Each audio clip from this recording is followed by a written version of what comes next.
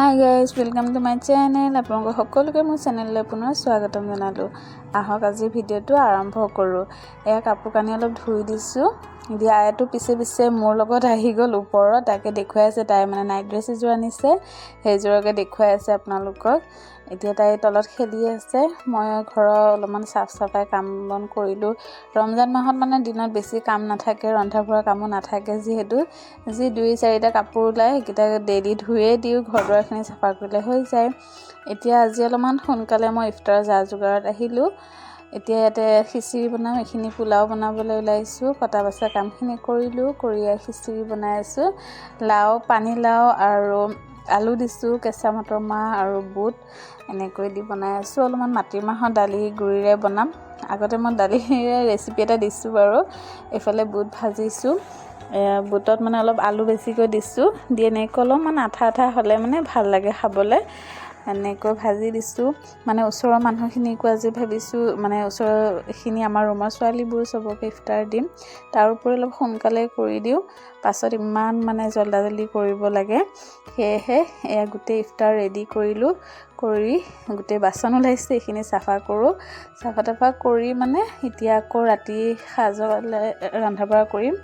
এইফালে অলপ চব্জি কাটিছোঁ, মাছেৰে বনাম, আৰু এইখিনি লাও, শ'ল মাছৰ মূৰ আৰু পেটৰ এইখিনিৰে বনাই দিম, আৰু ফুলকবি আলু বিলাহী এইখিনিৰে বনাম এখন। এইফালে খিচিৰি হৈ গৈছে। এইখিনি পোলাও বনাইছোঁ, অলপমান কালাৰিংকৈ বুট আৰু অলপ চুজি বনাইছোঁ। এতিয়া এইখিনি গোটেই ভাবিছোঁ বাঢ়ি লওঁ, বাঢ়ি চবৰ ঘৰে ঘৰে দি আহোঁ। তাৰ উপৰি অলপমান ফল মূল আছিলে, এইখিনি গোটেই কাটি ল'লোঁ, কাটি ধুই চাফা কৰি ল'লোঁ। এতিয়া বাকী ইফতাৰখিনি ৰেডি কৰি দিছোঁ। এয়া মোৰ ছোৱালীকেইজনীৰ কাৰণে ইফালে দাদীহঁত, চাৰিয়াহঁত, ইফালে ধুনুহঁতৰ ঘৰ আছে, ইহঁতে চবকে দি আহোঁগৈ। এতিয়া ইফতাৰ দিলোঁ, দি ওপৰলৈ আহিছোঁ, কাপোৰখিনি চপাই দিওঁ। বেলি প্ৰায় ডুবিবলৈ হ'ল, ৰঙা হৈ গৈছে যিহেতু। কাপোৰখিনি চপাই একেবাৰে সামৰি ৰুমটো চাফাই কৰি লওঁ, কাৰণ ইফতাৰৰ পাছত মানে মোৰ ইমান এলাহ লাগে, ক'বলৈ নাই আৰু। তেতিয়া মানে একোৱে মন নাযায় কৰিবলৈ, কাপোৰ কানিও সামৰিব মন নাযায়, বাচনো ধুব মন নাযায়, এনেকুৱা। আজি আকৌ বেলেগ এটা কামো কৰিম যিহেতু, ভাবিছোঁ গোটেই কৰি লওঁ। এইযোৰ নাইট ড্ৰেছ আইতে দেখুৱাবলৈ কৈ আছে বাৰে তাইক নাইট ড্ৰেছ লাগে। তাই নিজেই অৰ্ডাৰ দি আনিলে, মানে পচন্দ কৰিলে এইযোৰ। এতিয়া ৰুমটো ঠিক ঠাক হৈ গ'ল। ইফতাৰৰো সময় হৈ গৈছে যিহেতু, বস্তুখিনি ৰেডি কৰি লৈছোঁ। ইফতাৰ কৰি লওঁ, পাছত আকৌ লগ পাম। ইফতাৰ কৰিলোঁ, কৰি আইতক আজি অলপ প্ৰসাদ বহাইছোঁ। তাই কি কৈ আছে জানেনে?